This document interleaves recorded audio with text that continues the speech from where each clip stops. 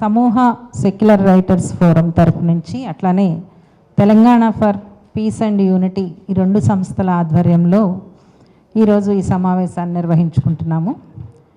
ఈ సమావేశం నేపథ్యం మీకు అందరికీ తెలిసిందే.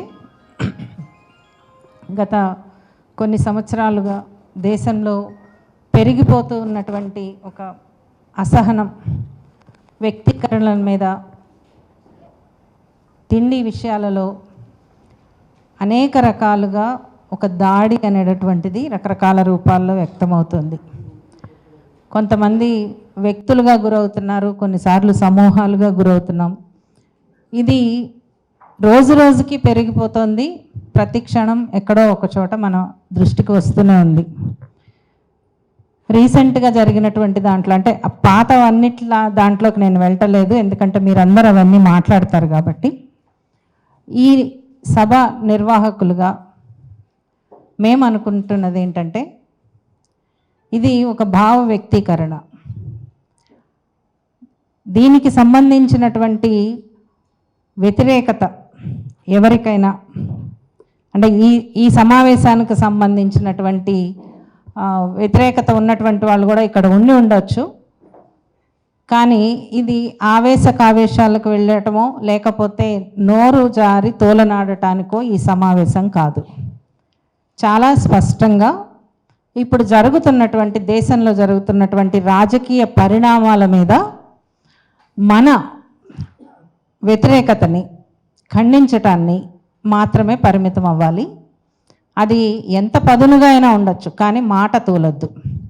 భావాల మీద ఎంత పదునైన విమర్శ ఉన్నా పర్లేదు, కానీ మన వైపు నుంచి ఆ రకమైనటువంటి ఉండకూడదనేటటువంటిది నిర్వాహకులుగా మా అభిప్రాయం.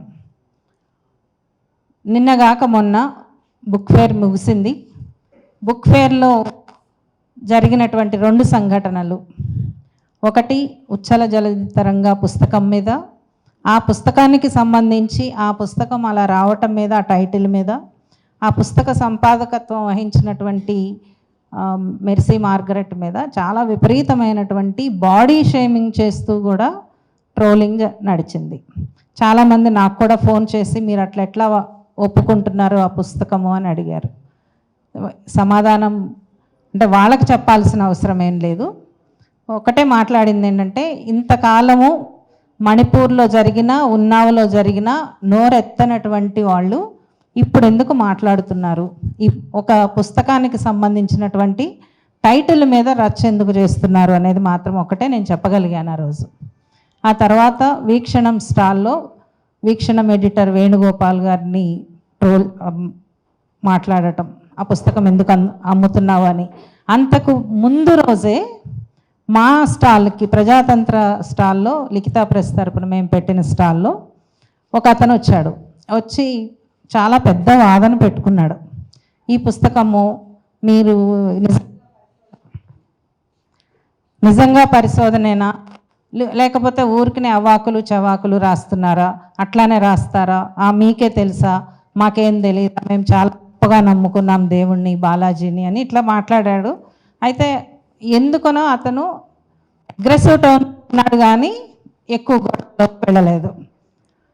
మేము కూడా మీరు కావాలనుకుంటే మీరు కూడా పరిశోధన చేసుకోండి, రాసుకోండి, విమర్శించుకోండి, అది రాసిన ఆయన ఫలానా, ఆయన పేరు ఇది, అనువాదం ఇది అని చెప్పి పంపించాం.